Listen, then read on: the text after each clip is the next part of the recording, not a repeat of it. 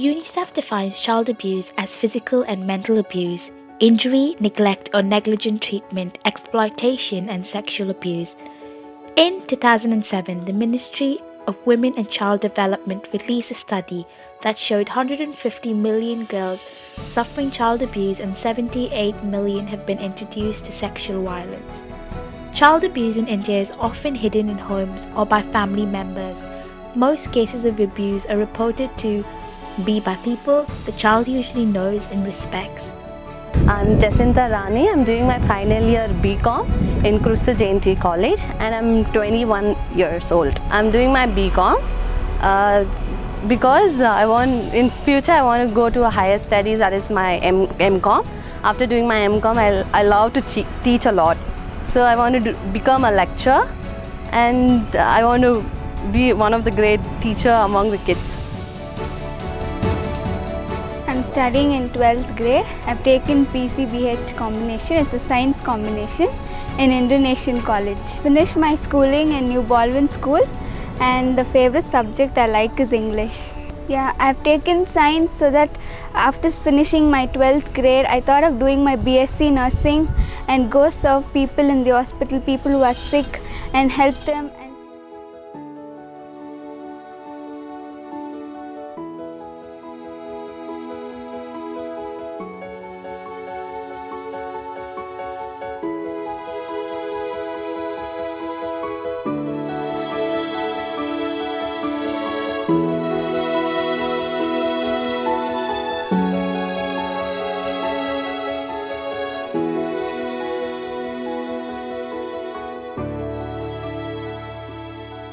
When I was small, my mother died and my father was a drunkard and I was living alone and I used to beg in the road and I had nobody to help me and I was longing for love but no one was there and my father used to hit me badly and every day I used to cry and I used to go all around and beg for money and I used to go and give to my father.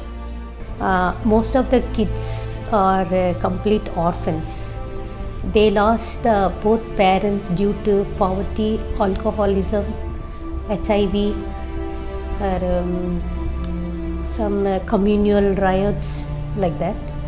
And some children parents died because of AIDS, so they have single parent and broken families, and we have few kids from prostitution background. I lost my father at very young age and my mother is a beggar and she's a heart patient.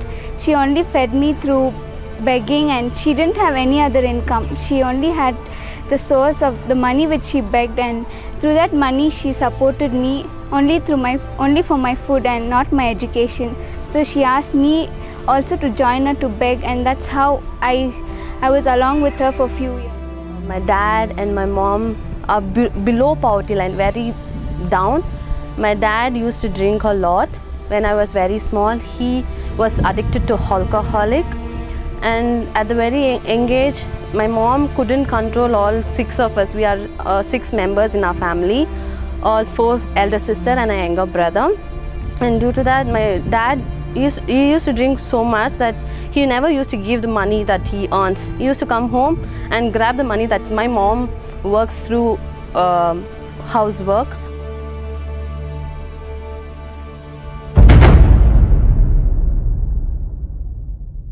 Most of the children, they spend on the street, even though they have a small homes. They spend most of the time outside on the street and a free life. Here, after coming here, everything we have certain timings, no? So that they were finding difficult to be inside the house, and we have a timetable for dinner and breakfast and for study and prayer, and so those timings they were finding difficult. And also some children I got when they are little older. So when we put them in the school, they were finding it difficult to pick up the studies. but with the help of special tuition and special attention, they picked up. Some kids I found it very tough, but within no time they become better. Once they receive lot of love and care, once we build up that security for them, then they feel comfortable with us. And the children should cope up with all our conditions, and they have to study well and all those things. Like that, we had 3 children completed their degree, and they got a job in good companies.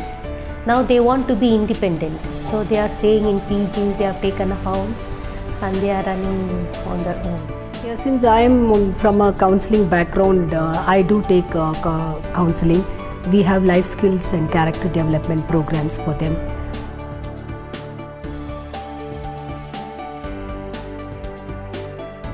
When I grow up, I want to do something for people, mostly for girls. So I want to do my life in something, and I want to stand up and tell this world girls can do everything. Yeah, I've taken science so that after finishing my 12th grade, I thought of doing my BSc nursing and go serve people in the hospital, people who are sick, and help them. And through that, I believe I can tell God's great love and support in my life. In future, I want to go to a higher studies, that is my MCom. After doing my MCom, I love to teach a lot. So I want to become a lecturer, and I want to be one of the great teacher among the kids.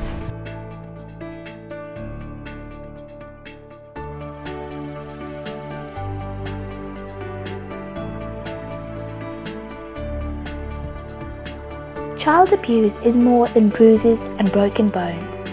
While physical abuse might be the most visible, other forms of abuse such as emotional and neglect also leave deep lasting scars.